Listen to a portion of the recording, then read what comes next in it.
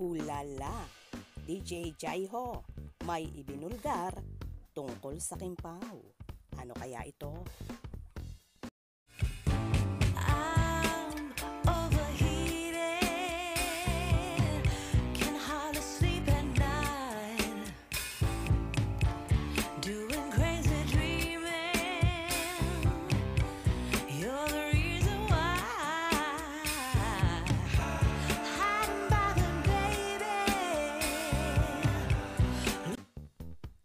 Bago magsama sa linlang, naging malapit na raw sa isa't isa sina Kim Chiu at Paolo Avellino sa ASAP. Chika ito ni DJ Jaiho sa programang Marisol Academy sa Abante Teletabloid. Bago naman yung pagsasama nila sa linlang ata, parang naging close silang dalawa sa ASAP pa lang. ASAP Milan, saad ni DJ Jaiho. Tapos, parang nagsama sila sa linlang. Nakita natin na may chemistry rin talaga. Diba si Victor at si Juliana? So parang feeling ko naman isa yon sa mga naging dahilan kung bakit itong si Kim Chiu talagang napareha ulit para sa What's Wrong with Secretary Kim kay Paolo Avellino. Dagdag niya, say naman ni DJ Jaiho, hindi raw dapat madaliin ang Kimpaw. Kasi baka mamaya yung nasa getting to know pa sila ng mas malalim talaga dahil sa dami ng mga taong nagsasabi sa paligid. Baka mamaya nagkakaroon na ng super closeness tapos ang ending dahil ang daming nasasabi ng mga tao. Baka masira yung binubuo nilang foundation para sa mas deeper na relationship na pwedeng pasukin. Saad niya.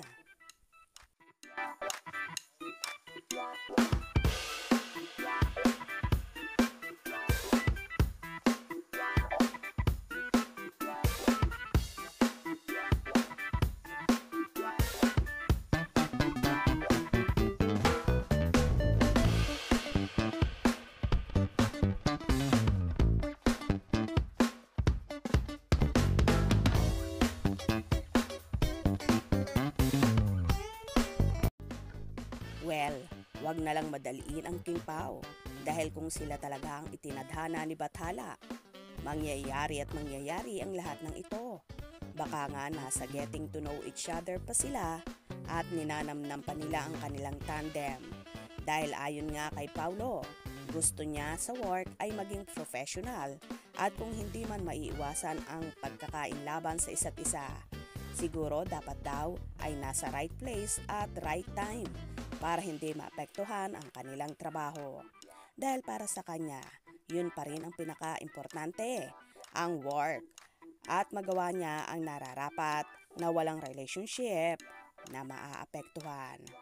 So, malamang sa malamang, kung magde-date man ang Kimpaw ay for sure, magtatago ang mga yan.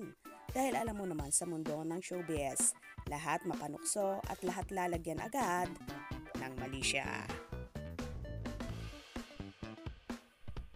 Kaya, wait na lang natin dahil soon, lalabas din naman ang totoo.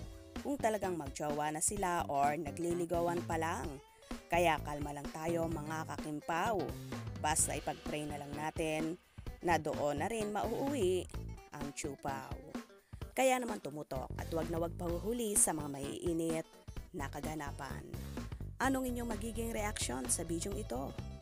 Comment below.